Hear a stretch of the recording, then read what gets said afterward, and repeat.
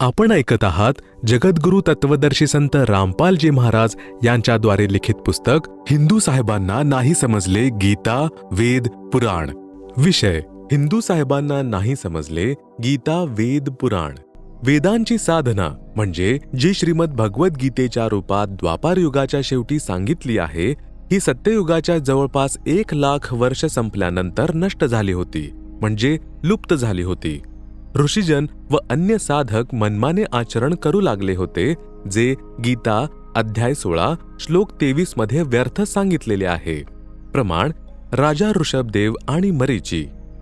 राजा नाभिराज यांचे पुत्र राजा ऋषभदेव राज्य त्यागून मनमाने आचरण करू लागले.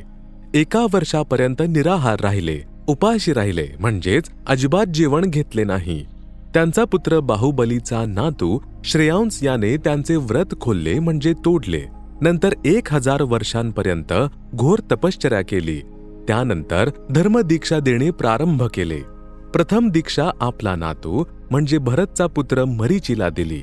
हाच मरीचीवाला आत्मा जैन धर्माचे 24वे तीर्थंकर महावीर वर्धमान झाले. ऋषभदेवजी 1 वर्ष निराहार राहिले. नंतर जंगलात जाऊन 1000 वर्षांपर्यंत तप केले. मरीची याने तीच साधना केली जे त्यांचे गुरु व दादाजी ऋषभदेव यांनी स्वतः केली होती. तसेच तीच मरीचीला सांगितली होती. गीता अध्याय 6 श्लोक 16 मध्ये सांगितले आहे की, हे भारत, योग म्हणजे साधना ना तर बिलकुल ना खाणाऱ्याची, ना अधिक खाणाऱ्याची, ना अधिक जागणाऱ्याची, ना अधिक झोपणाऱ्याची सफल होते, म्हणजेच निराहार राहणाऱ्याची भक्ती व्यर्थ आहे. गीता अध्याय 17 श्लोक 5-6 मध्ये सांगितले आहे की, जे काल्पनिक घोर तपामध्ये तपतात ते शरीरात ठिकठिकाणी विराजमान शक्तींना व अन्य जीवांना, जे शरीरात जीवाणू आहेत त्यांना, तसेच मला क्रश करणारे म्हणजे पीडा देणारे आहेत त्यांना असुरी स्वभावाचे समज. निष्कर्ष: श्री ऋषभदेवजी, त्याचा नातू आणि शिष्य मरीचीने देखील अशी साधना केली, ज्या कारणाने मरीचीच्या जीवाने महावीर जैन पर्यंतच्या जीवनांमधील जन्मांमध्ये जे लाभ व हानी झाली ते संक्षिप्त स्वरूपात अशा प्रकारे आहे.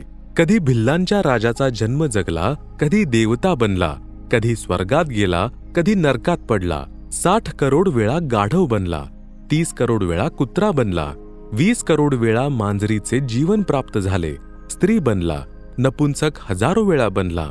नंतर महावीर वर्धमान म्हणजे जैनचा जन्म झाला. महावीर वर्धमान याने 363 पाखंड मत चालवले, ज्यांचे पालन वर्तमानात जैन समाज करत आहे.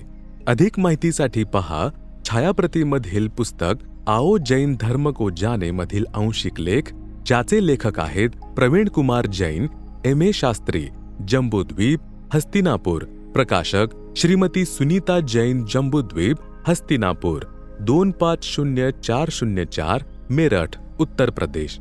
मुद्रक Dhinendra Jain, new Rishabh offset printers, Meerut. आओ जैन धर्म को जाने या पुस्तकातील पान नंबर 293 ते 296च्या छायाप्रती याच पुस्तकात दिल्या आहेत, ज्या आपण पाहू शकता.